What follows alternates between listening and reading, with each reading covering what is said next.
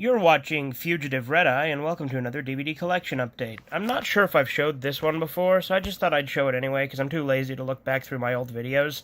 I don't think I've shown this one before, but I might have. I very well may have in the last one.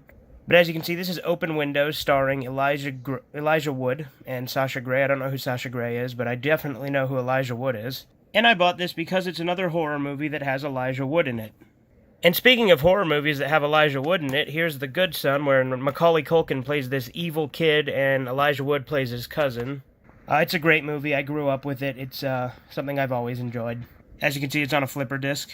Here we have Gag, which is a horror movie I've never heard of, but it was in a bargain bin where it was 3 for $1. That's where I also got The Good Son at a pawn shop. There's the back of the case. And the disc itself. Here's the third thing I got in that bargain bin. It's a movie with Keanu Reeves and Morgan Freeman called Chain Reaction. I've never seen it, but I bought it strictly due to the fact that it had Keanu Reeves and Morgan Freeman in it. And again, that bargain bin was having things for 3 for $1, so I got those 3 things. Here we have Dragon Ball Evolution, which I literally just did a video on yesterday at the time I'm recording this. I thought this movie was dumb fun, and I enjoyed it. It was definitely so bad it's good, and it was definitely not genuinely good, but it was fun. But if you're looking for a faithful Dragon Ball adaptation, do not watch this. But if you're just looking for a good time for something stupid that you can turn your brain off, this is fun to watch. Next up, we have The Incredible Hulk Season 5. And it has one of these case designs that change as you move it, so that's pretty cool. I have Season 1 of The Incredible Hulk, and then I have 5 now. I don't have any of the ones in between, but I bought this because it was $2. These are the designs that the case would alternate between. As you can see, the backs of these are pretty similar. And there's Disc 1 and Disc 2 and an insert about the video game. Here we have Cannibal Holocaust, which I already did a review of on this channel. There's the back of the... And there's the insert and the disc. I'm not going to show right there. That's the impalement scene. If you're familiar with it, you know what image is there, but I don't want to show it just to be safe. Here's the Green Inferno, which was inspired by Cannibal Holocaust. And it was directed by Eli Roth, who made the Hostel movies. And there's the disc itself. Here's another movie I've already reviewed. We have Shaft, starring Samuel L. Jackson, Richard Roundtree, and then Jesse T. Utcher as the 3 John Shafts in this one. If you don't know, this is the 5th Shaft movie. I already had the other 4, and I reviewed all 5 of these movies not that long ago on the channel. But yeah, there's the back of the case. There's it on DVD and Blu-ray. It also came with a digital code, but I'm not going to show that. Speaking of Shaft, here we have the Shaft TV series, the TV movie collection. There were 7 episodes of this show, but each of which were feature-length. So it was essentially 7 feature-length TV movies that were made as a sequel to Shaft Goes to Africa, or Shaft in Africa, rather. All of the discs have the same design, and as you can see, they are on DVD-Rs, but that's because this is Warner Archives, who does print-on-demand, so that's why. Here we have Panda Z, the Robomation, Volume 6. I have Volume 1 as well. Volume 6 was the only other one I could find. This isn't a show that I'm super duper into, but again, it's kind of dumb and fun and cutesy, but it's something that I can throw on if I want something in the background that I don't have to pay too much attention to. And if you don't know, it's a really weird Mazinger Z parody. Here we have Biohunter Special Edition. Now you may ask, don't you have that already? Technically yes, but I had the VCD, which is censored, and this is the uncensored DVD. So there's the back of the case on that. And there's the insert and the disc. Here we have Gargoyles Season 1. I have not yet seen this, but I've been intending to. I mean, I've seen the show before growing up, and I loved it as a kid, but it's been years since I've seen it, and I remember very little of it other than that Keith David was in it, so I'm really looking forward to watching it again. But there's Disc 1 and Disc 2. Here we have Massacre Gun by Yasuharu Hasebe. If that's how you say that. Apologies if I mispronounced it. I know nothing about this, but it's an Arrow video, and it was on sale, so I bought it. And it was on sale because my local FYE is actually shutting down, which is really sad, but a lot of stuff there is going for really cheap. But there's a little booklet, and the disc, and the other disc.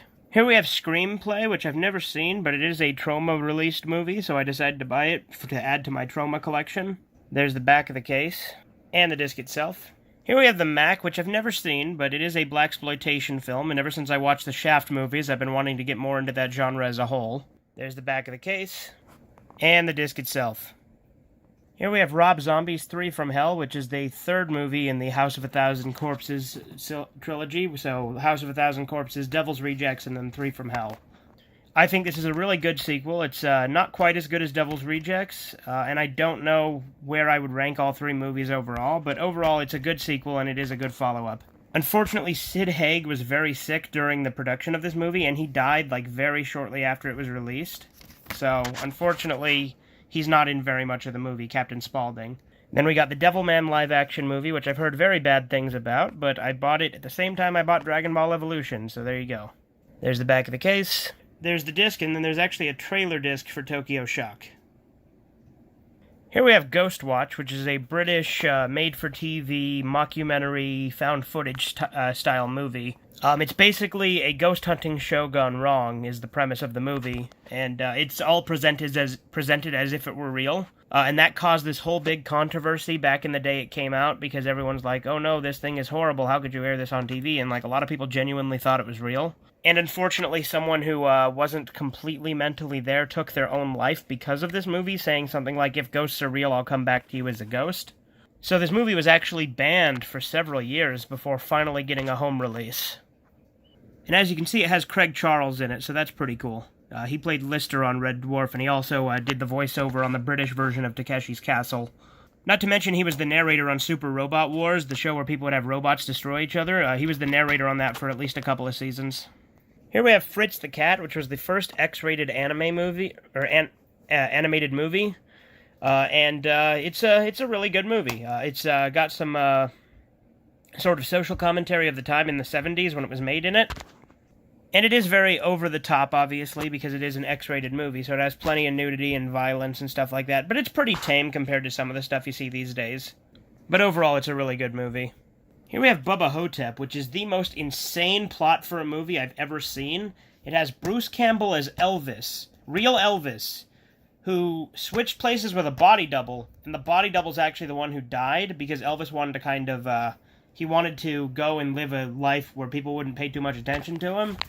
So he switched places with someone who was an impersonator who looked exactly like him, and then the impersonator died, so he continued on living an impersonation of himself, and then eventually he ended up in a nursing home and everyone thinks he's crazy. But not only that, but this black guy right here is JFK, who was shot, obviously just like he actually was, but apparently he didn't die according to this movie, and to cover it up, they like dyed his skin black, and that's why it's played by a black guy, and he's also in that nursing home with Elvis, and the two of them team up and fight a mummy, and this mummy is like kind of a thug gangster type mummy. It's really fucking weird, and I love it.